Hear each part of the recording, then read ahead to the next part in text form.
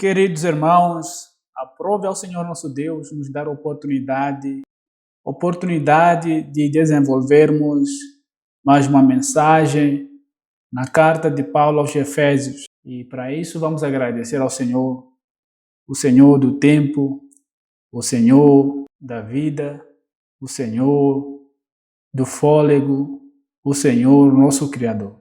Então, queridos irmãos, vamos orar nesse momento. Senhor, nosso Deus, queremos agradecer porque nós reconhecemos que em nós não habita poder algum, em nós não habita, Senhor, o poder de aumentar pelo menos um segundo da nossa vida, em nós não habita força nenhuma, em nós não habita conhecimento algum, em nós não habita, Senhor, nada, mas nada mesmo que influencia a nossa vida, que influencia a continuidade da nossa vida neste mundo. E por isso que nós viemos na Tua presença, agradecidos por mais uma oportunidade que o Senhor nos deu de vivermos e também de falarmos a Tua palavra. Senhor Deus, muito obrigado. Eu oro no nome do Senhor Jesus. Amém. Falando sobre o capítulo 3, hoje nós falaremos no capítulo 3 de carta de Paulo aos Efésios. E nós, para quem tem acompanhado as nossas mensagens, começaram no capítulo 1, nós fomos para o capítulo 2 e hoje nós queremos falar sobre o capítulo 3. Só que no capítulo 3 nós vemos ali um novo assunto que Paulo inicia, na verdade um assunto que é continuidade daquilo que ele vem falando, um assunto que é continuidade do que ele vem falando no capítulo 2, mas agora ele explicando por que ele está fazendo o que ele está fazendo. Para isso, nós falaremos sobre o tema a missão de anunciar o mistério, que outrora oculto é nossa. Então, esse é o nosso tema. Que Deus nos acompanhe, que Deus nos ajude aqui na explanação da sua palavra. No capítulo 3, versículo 1, vá comigo, abra sua Bíblia. Eu tenho usado a Bíblia King James e você com certeza deve ter outra versão. E graças a Deus por isso. Hoje em dia, se for na língua portuguesa, nós temos várias versões. Também no inglês tem várias versões. E também não sei quais em outros idiomas que existem várias versões da Bíblia. Infelizmente, ainda tem povos que não têm esse privilégio que nós temos. E com esses privilégios nós sabemos a responsabilidade que nós temos. Se nós temos não sei quantas versões que nós temos na língua portuguesa, e sempre lembrar que os privilégios sempre são acompanhados por responsabilidade. E nós seremos cobrados do que nós temos feito com essas versões. Então, e que você se sinta fortalecido para fazer o bom uso dessas versões, para que quando chegar aquele dia em que prestaremos contas, ali não saiamos envergonhados. Que Deus nos ajude. E oremos também, ao mesmo tempo que nós oramos para que o Senhor nos ajude, nós oramos para que o Senhor providencie pessoas que traduzam as Escrituras, pessoas que se entreguem por completo na obra para traduzir as Escrituras, ou então para ajudar essas pessoas que são dotadas de sabedoria e conhecimento para traduzir as Escrituras.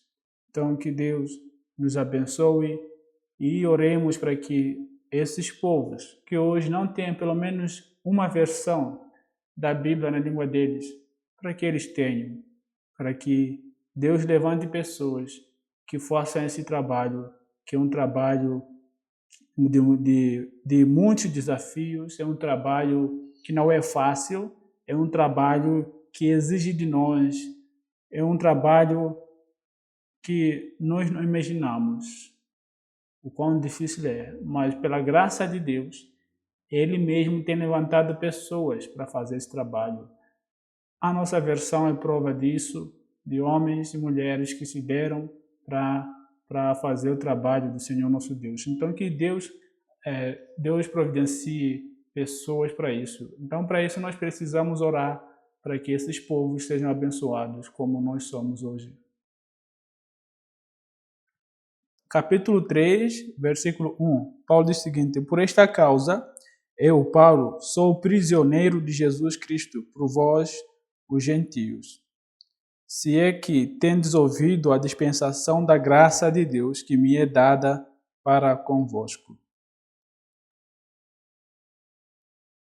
E nós terminamos o capítulo 2, Paulo ali explicando aos gentios que eles fazem parte da igreja e como um edifício, e estamos ali crescendo para a edificação do templo do Senhor. E no capítulo 3, versículo 1, e Paulo vai nos dizer por que Paulo vai nos dizer no versículo 1 que por esta causa, como Paulo está falando aqui, e nós podemos fazer várias perguntas ali da hermenêutica, que causa Paulo estaria aqui falando? Que causa é essa? Paulo diz que por esta causa, eu, Paulo, sou prisioneiro de Jesus Cristo por vós, os gentios. Ele diz que a causa que ele está falando aqui, irmãos, o que Deus em Cristo fez para unir os dois povos num só povo, hoje chamado de igreja. Nós, no capítulo 1, Paulo fala sobre as riquezas dadas por Deus para os crentes nos lugares celestiais em Cristo. E Paulo vai dizer que tudo isso é pela graça. E também Paulo fala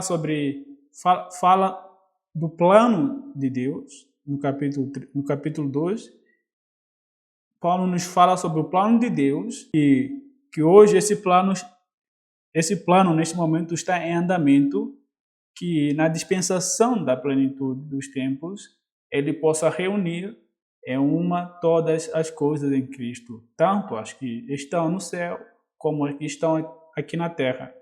E Paulo diz que nele, em Cristo Jesus. E no capítulo 3, e Paulo vai dizer que por esta causa, por tudo isso que aconteceu, por causa dessas bênçãos, por causa desse plano de Deus, que já está em andamento e tem como a sua conclusão no futuro, por esta causa de incluir os gentios para fazerem parte da igreja, eu sou preso hoje. Essa é a explicação. Por isso que eu estou preso.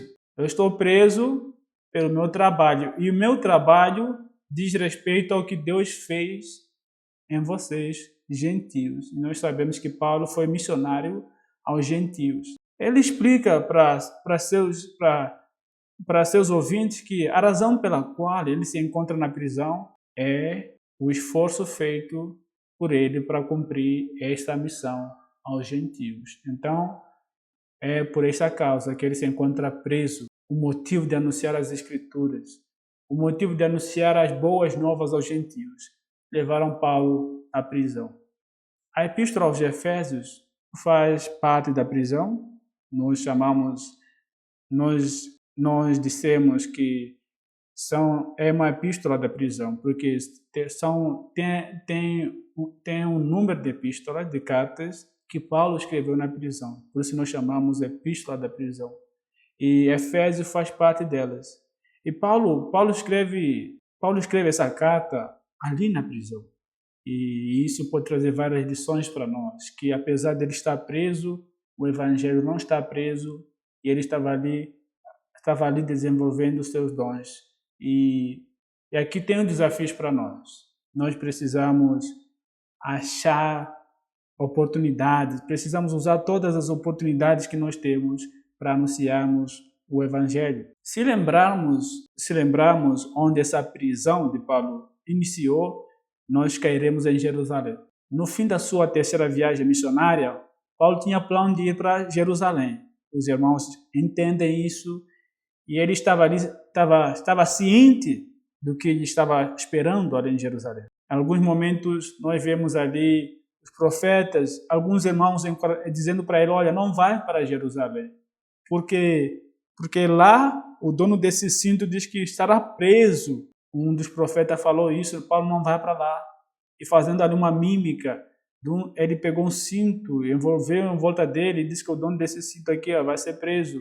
Mas ele afirmou que ele estava pronto não só para ser preso, mas para morrer também, se for necessário. E realmente, ao chegar em Jerusalém, os judeus incrédulos o acusaram de introduzir gentios no templo e na sinagoga, e o que era contra a religião judaica. Então, vocês lembram que no capítulo 2 nós falamos que quando os judeus olham para Paulo lá no templo e vê que, na verdade, nem os gentios estavam lá no templo, mas eles colocaram na mente, é uma das acusações que eles levantaram, como nós vemos, para matar o Senhor Jesus, tiveram que elaborar também acusações para matar Paulo, eles também tiveram que elaborar ali acusações só para ter motivo. Então, nós vemos ali Paulo ali sendo açoitado.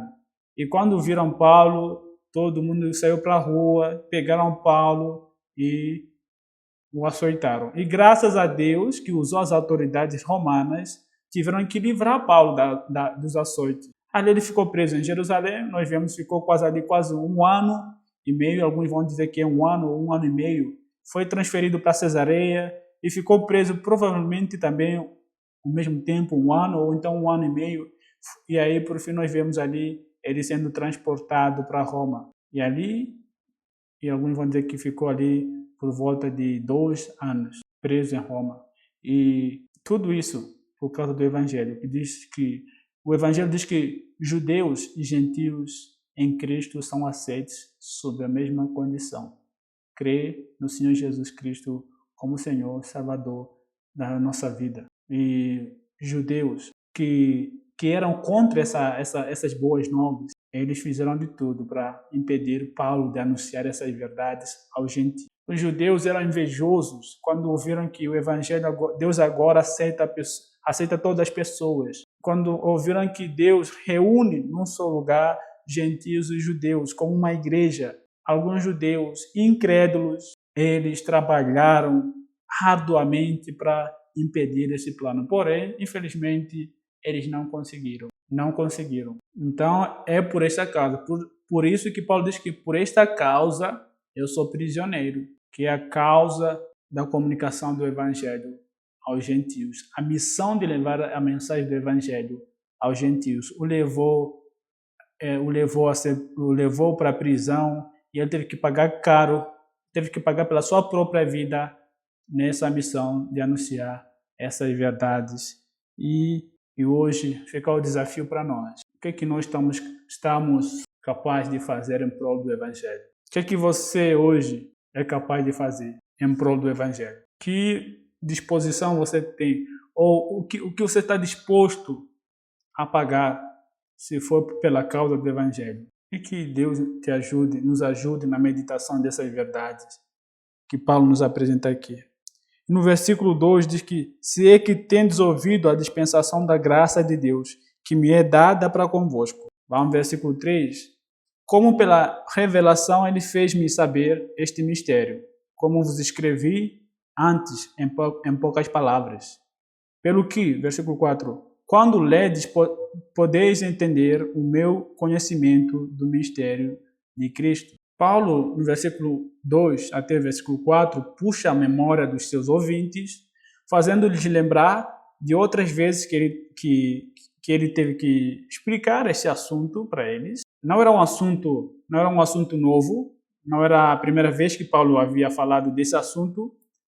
Há relatos de que Paulo tenha escrito uma outra carta para a igreja, aos Efésios, que hoje não temos acesso dela. E o mesmo se diz quanto a 1 Coríntios, que Paulo tenha escrito uma outra carta que seria a primeira carta aos Coríntios, mas nós não temos acesso. Então, nesta carta que Paulo escreve aos Efésios, Paulo explica como Deus revelou para ele seu plano que permanecia no seu coração desde os tempos passados. Nós não sabemos o momento em que Deus revela para Paulo, não sabemos, porque na Bíblia nós não vemos, Paulo não nos apresenta a ocasião, o momento em que fica ali com Deus e Deus o revela todo o segredo, ou o mistério que ele fala aqui. O mistério é que ele não fala, mas nós cremos a não escrita dessa ocasião da revelação para que Deus continue sendo engrandecido em seu poder. Mas Deus, ele revelou para Paulo, como ele nos fala aqui. Então, Paulo diz que esse assunto não é novo. A dispensação aqui tem o sentido de mordomia, administração. Paulo foi a pessoa que Deus confiou na distribuição ali do evangelho aos gentios. Por isso que ele diz que por esta causa eu estou preso. Por esta causa. E Paulo nos diz que durante o cumprimento da minha missão que Deus me confiou, e nós vemos aquelas palavras de Paulo, palavras encorajadoras. Ele diz que em nada considero a minha vida preciosa para mim mesmo, conquanto que eu cumpra a missão que Deus me confiou. Paulo, quando viu a sua missão, quando ele viu a responsabilidade que tinha diante de Deus, ele trabalhou para cumprir essa obra e nós vemos ali que ele estava disposto de pagar o preço que for para comunicar essa mensagem. E foi o que ele fez. Então, é um desafio para nós. Tem um grande desafio para nós. E Paulo foi a pessoa que Deus confiou ali na distribuição do evangelho aos gentios. Um povo, como nós vemos alguns capítulos anteriores, que esse povo estava excluído pelos judeus de todas as formas das coisas espirituais. Esse povo não tinha nenhum privilégio diante de Deus, como Paulo disse, sem Deus no mundo, sem Cristo, sem esperança, sem a lei. Então, a situação dos gentios, como nós falamos, era uma situação alarmante, uma situação complicada, uma situação de emergência, porque eles não tinham nenhuma esperança. Nós, gentios, não tínhamos nenhuma esperança. E Deus escolhe Paulo. Nós vemos ali no caminho de Damasco, ali quando ele queria perseguir mais uma empreitada na perseguição da igreja, porém ali aquela viagem termina com a conversão dele e ali Deus revela para ele a missão que ele tinha que levar para os gentios. Ele sofreria por causa do evangelho e foi o que Paulo fez. Ele entendeu a missão que Deus o confiou e ele viveu baseado nesta missão que Deus o confiou. Tem uma frase de Sofia Emília que diz que eu nunca li sobre missões. Eu li uma ordem e eu obedeci. Que desafio para nós, que palavras desafiadoras. E Paulo, ele entendeu a missão que ele tinha e viveu para essa missão. Deus revelando a Paulo, após sua conversão, seu plano futuro de fazer um povo, que é a igreja, composta de dois povos, gentios e judeus. Deus não apenas salvou, como nós vemos ali. Deus não apenas salvou Paulo. Ele salva e depois diz, olha, a partir de agora, Paulo, você tem uma missão. E essa missão não foi conhecida aos homens do Antigo Testamento. Essa missão nenhum homem do Antigo Testamento soube, mas sim Deus revela para Paulo o segredo. Deus tinha um segredo e escolheu Paulo para revelar esse segredo, esse mistério, que é a igreja. A igreja foi o mistério porque os pais do Antigo Testamento não tiveram notícia. Apenas a Trindade guardava essa novidade para si mesmo. E Paulo se esforçou bastante para explicar seu público o significado ali desse mistério. Foi difícil explicar para ele. Por exemplo, Efésios capítulo 1, versículo 9, ali até 14, diz que, tendo feito conhecido entre nós o mistério da vontade, segundo a sua complacência, que propuser em si mesmo, que na dispensação da plenitude dos tempos, ele possa reunir em uma todas as coisas em Cristo, tanto as que estão no céu como as que estão na terra, nele. Em quem também obtemos herança, havendo sido predestinados conforme o propósito daquele que faz todas as coisas segundo o conselho da sua vontade. Versículo 12, com o fim de sermos para louvor da sua glória, os que primeiro confiaram em Cristo. E o versículo 2, com o fim de sermos para louvor da sua glória, os que primeiro confiaram em Cristo, em quem também vós confiaste depois que ouviste a palavra da verdade, o evangelho da vossa salvação, em quem também depois disso crestes, fostes selados com o Espírito Santo da promessa, quem é a garantia da herança até a redenção da possessão adquirida para louvor da sua glória. Como nós dissemos, Paulo se esforçou bastante para explicar o significado desse mistério. E no versículo 22 ali, e 23, Paulo diz que e colocou todas as coisas sob seus pés e o fez ser cabeça da igreja sobre todas as coisas, que é o seu corpo, a plenitude daquele que cumpre tudo em todos. E nós vemos também ali em versículo 11, até o versículo 11 do capítulo 2, até o versículo 22, Paulo explicando o significado desse mistério. Então, Paulo tinha conhecimento. Ainda no capítulo 3, versículo 4, Paulo diz que pelo que quando ledes podeis entender o meu conhecimento do mistério de Cristo. Então, Paulo tinha conhecimento da missão dada. Ele era aquele mordomo que ficou multiplicando o tesouro deixado pelo seu Senhor. Ele não era um missionário sem direção, que não tinha certeza do seu chamado. Pelo contrário, irmãos, algumas passagens nós vemos ele ali, em algumas passagens nós vemos ele nos trazendo aquelas belas declarações sobre o seu ministério, que ele prosseguia avante para alcançar aquilo pela qual foi alcançado. E ainda mais, ele trabalhou ali para fazer conhecido o mistério da graça de Deus. Nós vemos ali Filipenses capítulo 3, versículo 12 a 14, aquelas declarações de que ele olhava para aquilo que Deus o havia comissionado. Ele não se esforçou como um soldado, quando contratado, quando chamado, ele não se mete em outro assunto, senão naquilo pela qual foi anunciado. Assim era Paulo. Ele tinha o conhecimento da sua missão e ele sabia para o que ele foi chamado, para que ele foi chamado. Então, por isso que ele trabalhou arduamente para ver essa missão cumprida.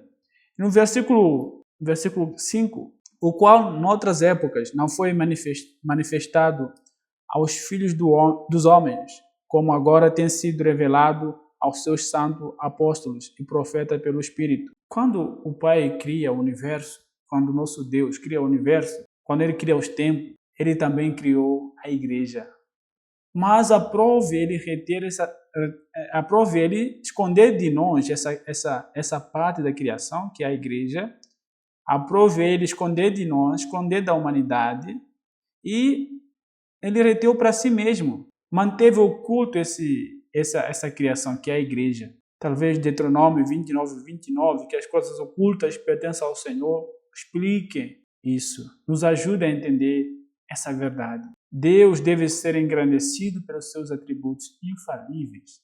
Se fôssemos nós, não conseguiríamos guardar este segredo. Talvez diríamos para as pessoas mais próximas as seguintes palavras, como nós estamos acostumados: eu vou te falar alguma coisa, mas não diga para ninguém, ouviu? Porque é algo que eu pretendo revelar é algo que eu pretendo revelar mais para frente. Nós estamos assim, quando nós ouvimos isso, nós descobrimos logo que a pessoa não tem segredo. Olha, eu vou te falar uma coisa e não fala para ninguém. Só que Deus não fez assim. Deus tinha homens e mulheres como servos fiéis a Ele, quando nós lemos na Bíblia, mas não falou nada da igreja até que veio o Senhor Jesus. Uma outra lição que podemos aprender aqui, Se tem algum segredo, se você tem algum segredo, fale para Deus, que Ele não dirá para ninguém. Deus guardou esse segredo, guardou o segredo da igreja para contar para seus apóstolos, seus profetas.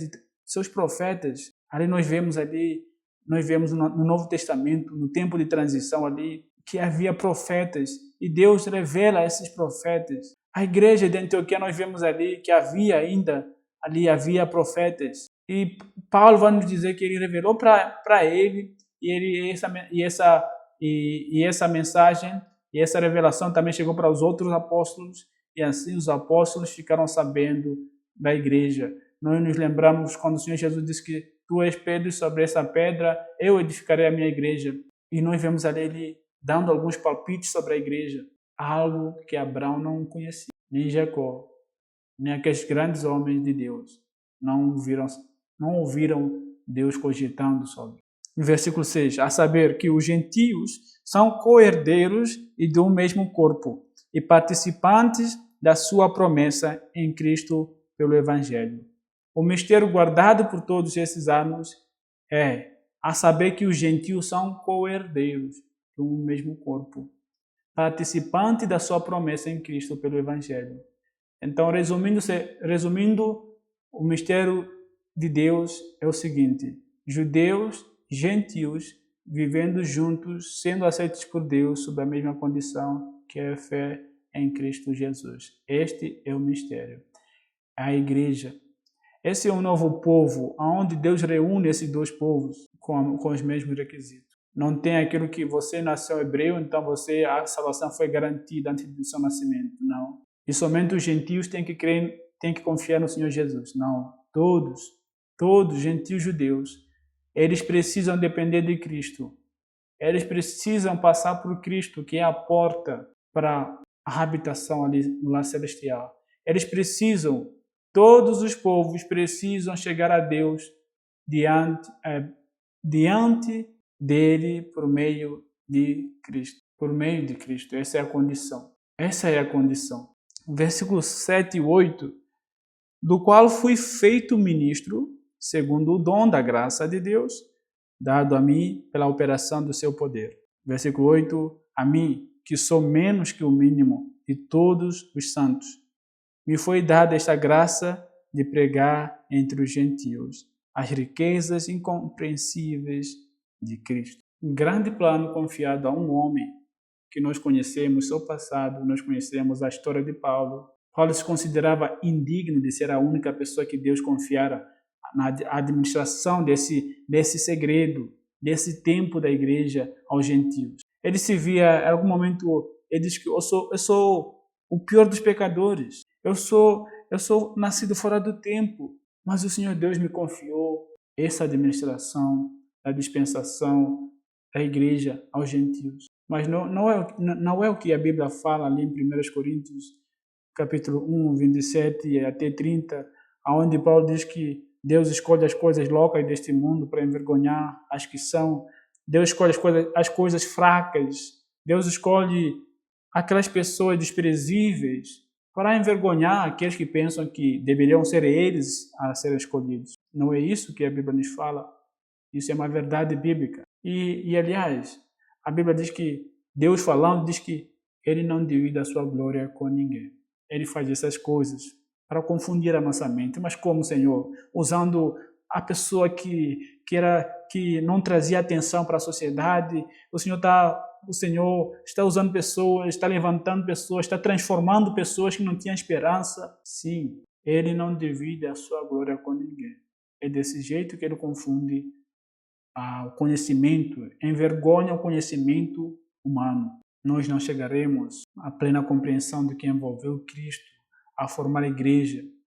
Hoje, apesar de que entendemos poucas as coisas, esse é o nosso Deus. O Deus que confunde nossas mentes, o Deus que faz coisas que nós não entendemos. Por isso, mais uma vez, Deuteronômio 29, as coisas ocultas pertencem ao Senhor, isso deve nos acalmar. E as reveladas devemos aproveitá-las para o bom uso. No versículo 9, e fazer com que todos vejam qual é a comunhão do mistério, que desde o começo do mundo esteve oculto em Deus que criou todas as coisas por meio de Jesus Cristo. No versículo 9, Paulo como um mordomo, como um administrador, confiado ao mistério de Deus, ele realizou com sucesso sua missão. A comunhão aqui, como ele diz, a comunhão aqui diz respeito à forma como tudo funcionou para acontecer. A comunhão ali da Trindade, o Pai, o Filho e o Espírito Santo. O Pai, ao criar o universo, ao criar ali os tempos, ele também cria a igreja, como nós dissemos. Como nós dissemos também que aprove a ele esconder essa parte da criação diante dos homens. Ele escondeu dos homens e ele não revelou a ninguém e ele manteve esse mistério oculto. Mas só que agora não é mais oculto esse mistério, porque não está mais oculto, está revelado, chegado à plenitude dos tempos, como diz Gálatas. Com a plenitude dos tempos, com a chegada da hora H, Deus revela essa igreja.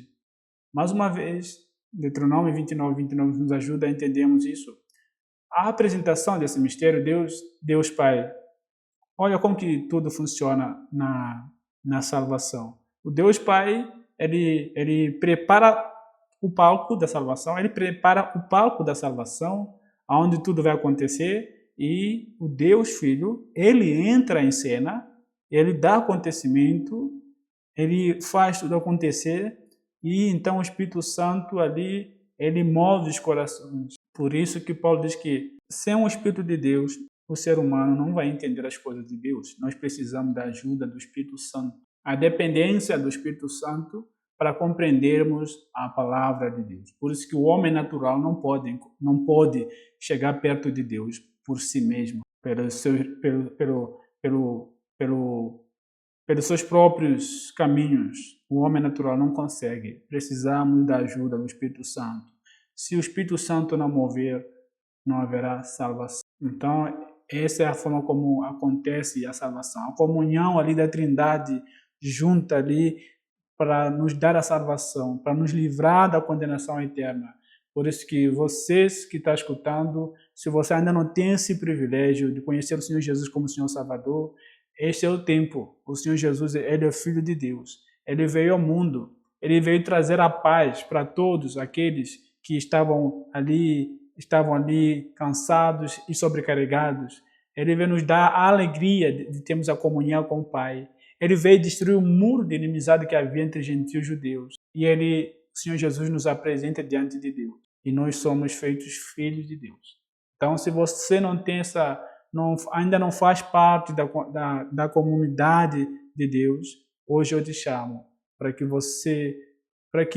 o seu destino mude, para que você entre na família de Deus através do Evangelho. E esse Evangelho diz que Deus nos amou tanto, de tal maneira, que deu o seu Filho unigênito para que inclusive você, se você crê, você não será condenado, mas tem a vida eterna. Então, por isso que hoje é o tempo da salvação. Então, que Deus abra os seus olhos para que você entenda a salvação que há em Cristo Jesus. No versículo 10, para que agora os principados e potestades nos lugares celestiais possam conhecer pela igreja a multiforme sabedoria de Deus. Multiforme sabedoria de Deus. Nesse versículo há várias opiniões sobre potestade e principados. Mas principados são líderes ou entidades espirituais malignas. Algumas interpretações vão dizer isso. E potestade seriam as forças que eles usam para exercer a influência sobre o mundo. E outras interpretações veem principado e potestade como autoridades governamentais, tanto boas quanto mais, colocadas por Deus para proteger o bem-estar do povo, ou como entidades de domínio espiritual. Através da igreja, o novo povo de Deus, através da igreja, podemos dizer, através da menina dos olhos, que agora é a igreja, o mundo conheceria quem Deus é de fato. Então, a igreja tem uma missão aqui na Terra. Por isso que aonde você estiver. Se você faz parte se você faz parte da igreja local, a sua igreja local tem uma missão aonde ela está. A missão da sua igreja é fazer conhecido a multiforme sabedoria de Deus ao povo que você se encontra. Então, a igreja tem uma missão. A igreja nasceu com uma missão. Se a sua igreja, a igreja local onde você faz parte, não impacta o lugar onde ela está, a igreja perdeu a sua visão. A igreja perdeu a sua entidade.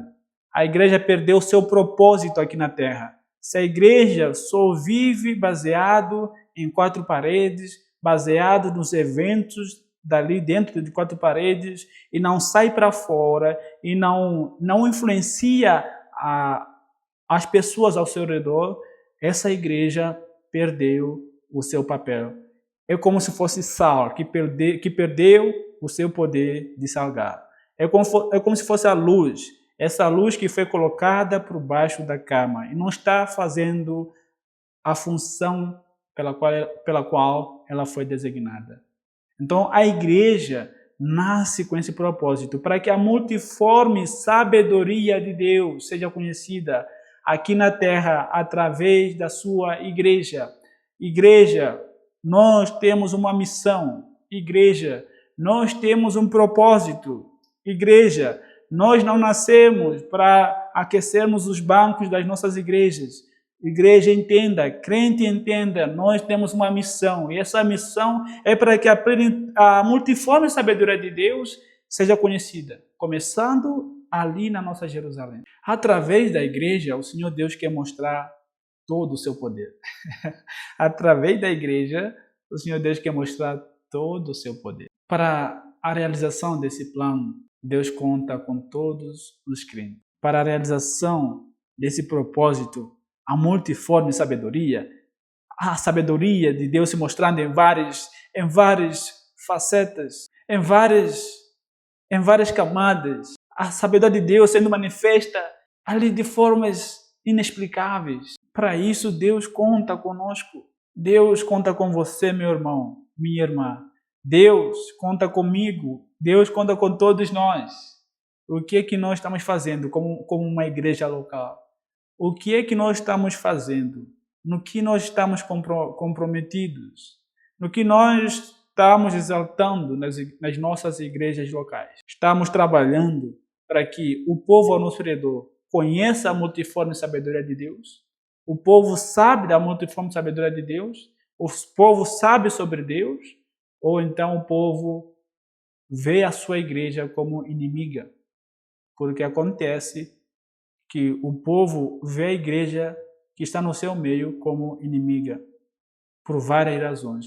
A igreja dá as razões para que o povo fora a considerar assim, porque a igreja perdeu o seu papel.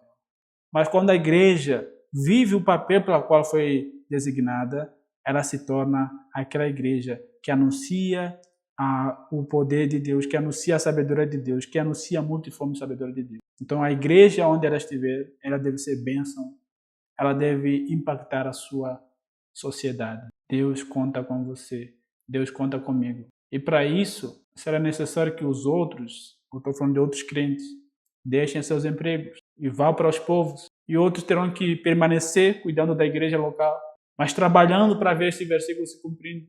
Paulo trabalhou duro. E hoje nós olhamos Paulo como aquele missionário que deixou um legado para nós, daquilo que significa levar as boas novas do Evangelho aos perdidos. E como nós dissemos no começo, Paulo entendeu a sua missão. Ele entendeu bem a sua missão. Por isso que ele diz que no versículo, ele introduz o capítulo 3 dizendo: por isso eu me encontro preso. Por causa do esforço para fazer conhecida a obra de Deus entre os gentios, ele foi preso.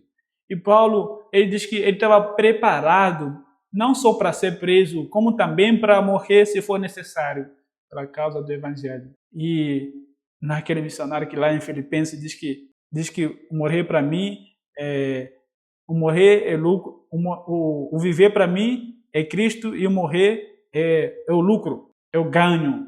Então, hoje, esse desafio é para nós. Versículo 11, vamos ler versículo 11, vamos ler também o versículo 12. Segundo o eterno propósito que fez em Cristo Jesus, nosso Senhor, no qual temos ousadia e acesso com confiança pela nossa fé nele. Então, esse plano faz parte dos propósitos pré-estabelecidos em Cristo. Então, o único plano que faz de nós gentios e judeus aceitáveis diante de Deus. Então, esse é o propósito do Senhor. Essa estava incluso ali no mistério da igreja, para que nós gentios, judeus, fôssemos aceitáveis diante de Cristo. Portanto, versículo 13, portanto, vos peço que não desfaleçais nas minhas tribulações por vós, que são a vossa glória. E Paulo termina com um encorajamento, versículo 12. E versículo 13, aliás, versículo 13. Portanto, vos peço que não desfaleçais nas minhas tribulações por vós, que são a vossa glória. Paulo pede aos seus ouvintes que permaneçam animados. Lembrem que falamos que as igrejas de Éfeso, na sua maioria, era constituída por gentios. E Paulo diz que ele pede aos seus ouvintes para que permaneçam animados e fortalecidos, e não desanimados ao vê-lo ali na prisão. Pelo que estava acontecendo ali, a igreja, sabendo que Paulo estava na prisão, ficou de alguma forma preocupada e estava ali preocupado com o seu missionário. E Paulo diz que escreve para eles dizendo: não desfaleçam. O que eu estou fazendo é para a vossa glória, vocês gentios. Não desfaleçam. Ele diz que o sofrer faz parte da realização dessa missão. Não que todo missionário tem que se expor ao sofrimento como quem procura por mérito. Mas o que Paulo nos ensina aqui é que, se for necessário sofrer pelo Evangelho, que assim seja. É o que ele nos diz aqui, mais uma vez vou ler aqui. Portanto, vos peço que não desfaleçais nas minhas tribulações, por vós que são a vossa glória. O que eu estou fazendo aqui é para vocês gentios, trazendo a mensagem de consolo, trazendo a mensagem de esperança para vocês que outra hora estavam afastados de Deus, que outra hora estavam sem esperança no mundo. É o que Paulo nos diz aqui. E para concluirmos, irmãos, Paulo realizou sua missão com excelência, com a ajuda de Deus. Ele fez o que estava ao seu alcance. Ele fez tudo isso para dizer para os gentios, dizer para os perdidos que há salvação em Cristo Jesus. Só que hoje não temos Paulo aqui agora. Nós não estamos com Paulo. Se Paulo estivesse aqui, com certeza todos deixariam a missão para ele. Mas aprove Deus levá-lo, sabe por quê? Para nos mostrar que hoje essa missão de levar o Evangelho aos povos perdidos é nossa agora. E essa missão é urgente. Deus te abençoe, querido irmão.